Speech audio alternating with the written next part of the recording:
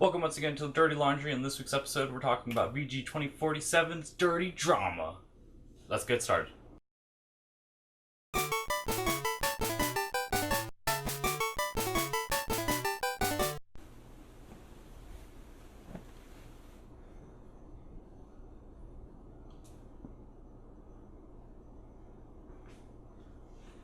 It's a Christmas Stories Red Ryder BB gun pajama set. It's very cute. So, this week in video game drama, we had VG2047. I believe that's the site name. Forgive me if I'm wrong. I actually wrote about it on my Tumblr. You can read that, or you can watch this video, whichever is up to you. But basically, VG2047 went to Tokyo Game Show, which was quite a while now in internet terms, probably like an age ago, or a year ago. I don't know. Time flies, but basically, they played the Uncharted Collection demo, which was a piece of Uncharted 2, specifically the part of Chapter 5, which I'm a big Uncharted fan, as you probably already know. And they played the section from Uncharted 5 where you're being chased by the truck and you have to shoot at it until it explodes, up until the point where you have to face off against a turret. It's after like a pretty big gunplay battle, and Chloe shoots an RPG, and then that cutscene plays, and it kind of cuts it off mid-cutscene. Actually, when I played the demo at the GameStop conference, they like cut it off midway through the cutscene. It was kind of weird.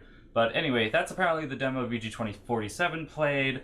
That demo was not released to the public. The one that was released for the Uncharted collection in at least the North American PlayStation Store, which I played and did a commentary on because I am an Uncharted 2 obsessionist, that gameplay demo actually was the leading up to and inclusion of the helicopter battle, which is one of the better parts of Uncharted 2. Also kind of frustrating when you're playing that on Crushing, because that helicopter can be really tough to take down. So they played this demo. It was in Japanese, obviously, because they were in Tokyo.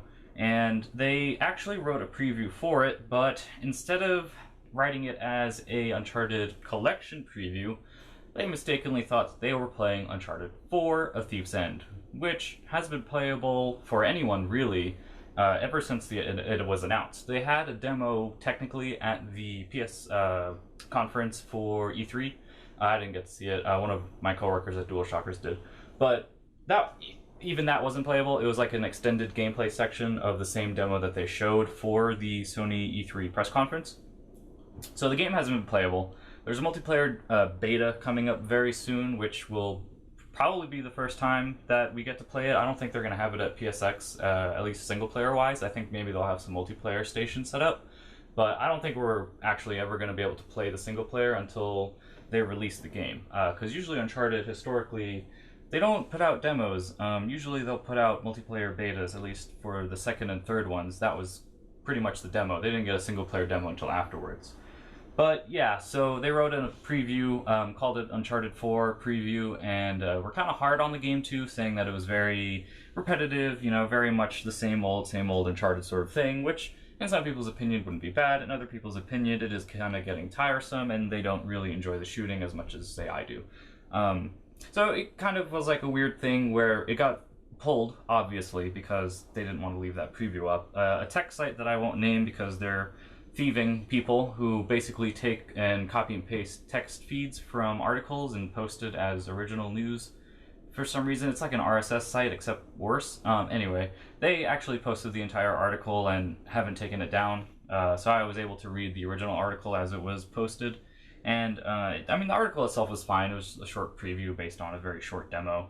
And, but, you know, the response to the mistake being made, which is a pretty major mistake, especially when it's Uncharted 2, which is one of the most beloved games of the past generation. And I mean, if you haven't played Uncharted 2, what are you doing? Like, come on, just get on the horse and race it off to the finish line. So it was a little strange. A lot of people kind of overreacted because, of course, you know, it's the internet. They're gonna overreact. Was it a mistake? Yes. Was it a big mistake? Yeah, probably, especially when you're writing about one of the most anticipated games of 2016 now, not 2015 since it got delayed, and you're mistaking that for a game from 2009, which was 6 years ago now. There's kind of a problem there. So, kind of I don't want to say it's a big deal because, I mean, really, I you know, after working with DualShockers, I understand sometimes the miscommunication that can happen. It was apparently the head editor at VG2047, and then one of the marketing guys actually who was also with him that played both of them. I don't think actually played the demo. I don't know for sure, but I know that Matt was the one who actually wrote it, and he was the one who also wrote the apology letter saying, you know, we're sorry about this. Apparently Sony had contacted them, and that was when they realized their mistake and took it down. When you read it, there's only like one or two sections where you could kind of be like, wait, are they talking about Uncharted 2? Just because they talk about the initial truck chase sequence, which I very vividly remember because I play that game once a quarter, pretty much. Excuse me. Yeah, I don't know. I like I said, it's not that big of a deal. I don't think so. I also think because of the cyclical nature of internet, Twitter and the internet by extension, kind of just barf up this sort of stuff, and then it kind of just sits there, and they kind of move on to the next thing. It's like, really, the only thing you have to do is put out the apology like they did, and then never bring it up again, and people will just forget about it. People are very quick to dismiss things that are trending as soon as they've basically reached their 24-hour period. I mean, when you go on Twitter, things are only talked about for so long before you kind of move on to the next thing. And it's getting, I don't know if it's really getting quicker and quicker. I feel like it is getting quicker and quicker, where things happen, people talk about it for a little bit, and then they kind of just move on. And so, of course, being, you know, a writer for internet news, you really do have to kind of hit very soon and very quickly, specifically with news type stuff, just because people don't care after the first few hours, probably, or at least, you know, the first day. So VG2047, I'm sure people have forgotten about it already and are now just remembering it because I'm bringing it up. And so I would give it another week and nobody will care anymore. Nobody will really remember it because we'll all be on to the new thing, because truly the internet is like a toddler who burns through the free-to-play iPad games in the first week and then starts demanding that, you know, they get something new. So, I don't know. Does it really matter in the grand scheme of things? No. Games journalism isn't really journalism. I've never really thought of it that way. It's very much, I wouldn't call it enthusiast press, because I do feel like there should be more to it than just being an enthusiast, and there is a critical role people can play, which there should be more of. And some of it has been popping up, like GameSpot's Final Fantasy 12 article, and then IGN's EA article. Funny enough, the two people who wrote that are actually together, so it's kind of funny seeing both of them doing kind of more feature type stuff that you would read in, say, The New Yorker, which is something that I've always wanted video games to approach more, of like these very in-depth personal articles about one specific thing, and it's not just because it's a trending thing that's why they're writing about it. They're actually writing about it because it's very interesting and there's a story to be told there, which I feel is what The New Yorker does. Those articles aren't exactly timely, but they are very interesting and very informative, and so I feel like that's something that we should be moving more towards, but who knows? Maybe we'll always just be talking about whatever the hell is trending on Twitter.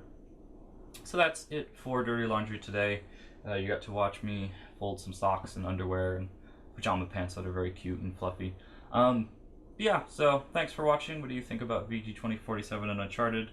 You probably have already forgotten it and closed the video, so thanks for watching. You can subscribe to our channel, watch all the other dumb videos that we're doing. On Sunday, we're going to be not live streaming, but basically recording an entire playthrough of Until Dawn with friends. That should be a lot of fun. That's a pretty good game, I think. I've only played the first 2 chapters, so I'm not for sure know about that. But anyway, it'll be a lot of fun. Hopefully we'll be getting Best of the Worst done, video game style, for that. If you don't know what Best of the Worst is, go watch Red Letter Media's channel. They're great.